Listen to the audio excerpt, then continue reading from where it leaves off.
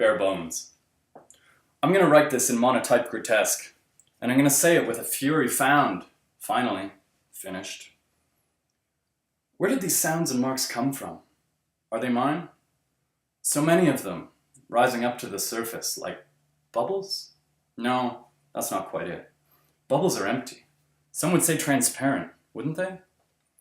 They inspire echo, sounds made earlier, left behind like a scarf, draped across the arm of a couch, dripping its shadow on the floors beneath.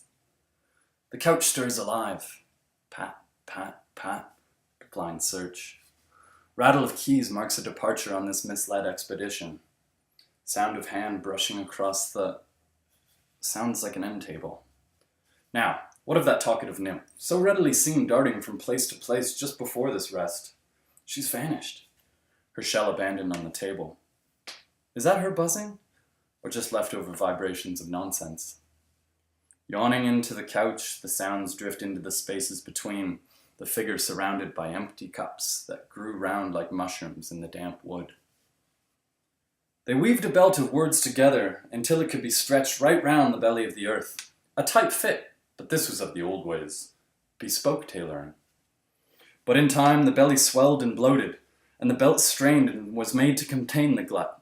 It seemed as if the belt began to fray, as if it could contain no more, and snap free. The belly kept growing. Soon it enveloped the belt, swallowing it up until nearly indistinguishable. Now this belt, this ligature, survives in the valley of its making, deep where its shadow grows. Who knows what evil lurks in hearts of men?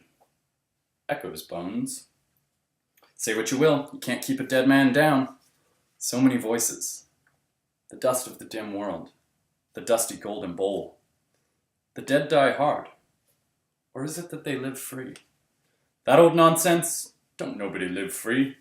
Oh, Mr. Bones. I wasn't sure you'd be joining us. Have you seen Henry? I thought not. The gumball machine, finally empty. And no Christmas jaunts for fractured cats. Schrodinger? Polly excluded all those practical ones from Old Possum, and so the cats will occupy nothing.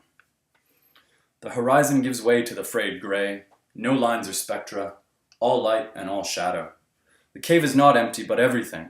The shadows no longer need interpretation, for they are the only presence. As we push lights into the shadow gets on the light, and echo lives on in these laughing woods.